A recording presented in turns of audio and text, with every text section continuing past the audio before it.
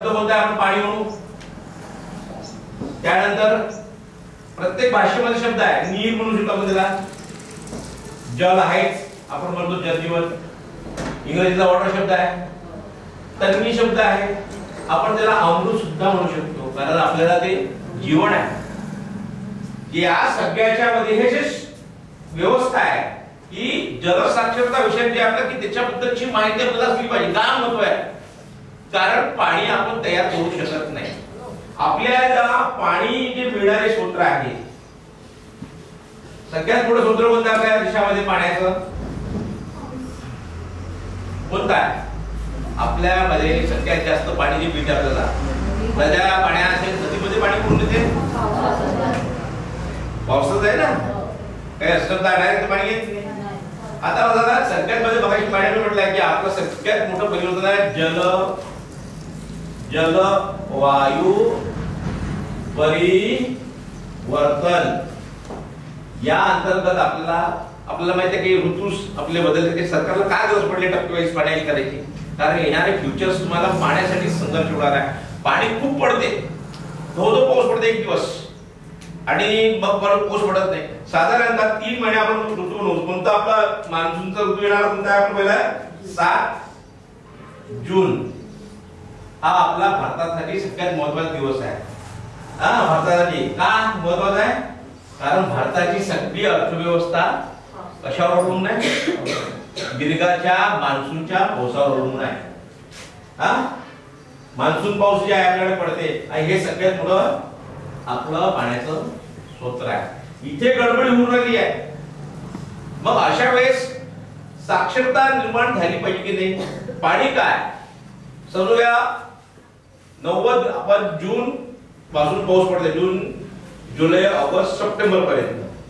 या सप्टेंबरला 90 दिवसाला साधारण किती दिवस पाऊस पडते? किती दिवस पाऊस पडते? म्हणजे साधारणतः आपण त्याचे जे दिवस काढले पावसाचे दिवस काढले आपण जास्तीत जास्त 25 दिवस पाऊस पडते. आणि आपल्या विदर्भामध्ये किती पाऊस पडते? किती मिलीमीटर पाऊस पडते? आता विचार करा. 55 लिटर पाणी प्रत्येक माणसाला लागतं. 55 लिटर. आपण दाखवू किती लिटर पाणी पितो रोज? आता मॅडम सांगितलं की आपल्या शरीरामध्ये किती पाणी आहे? 70% पाणी आहे. तर आपण रोज पाणी किती पितो? आपला साधारणतः अंदाज जो आहे तो 5 लिटर आहे. म्हणजे आपलं आरोग्य चांगलं राहण्यासाठी आपण रोज 5 लिटर पाणी पिलंच पाहिजे. आणि सगळ्यात मोठी समस्या काय माहितीये का? आपलं पाण्याचे पिण्याचं प्रमाण आपल्या आरोग्यामध्ये आपण सांगितलं की 30, 70 आणि 30 चा रेशो आहे. हा लागू आपल्या मनुष्य जसं या भूतलावर लागू आहे तसं आपला हे आपल्या शरीरावर सुद्धा.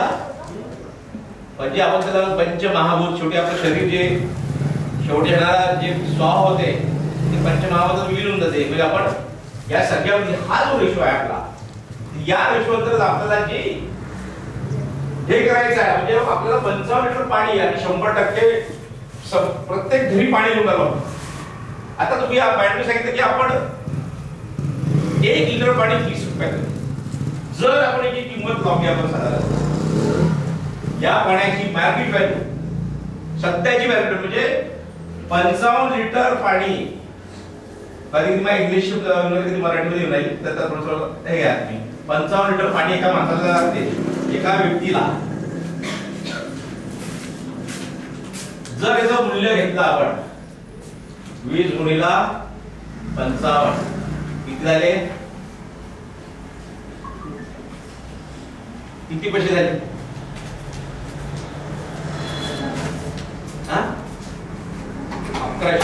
आपला जर मार्केट व्हॅल्यू काढली तर आपल्याला किती रुपये बनवलं? 1100 रुपयाचं.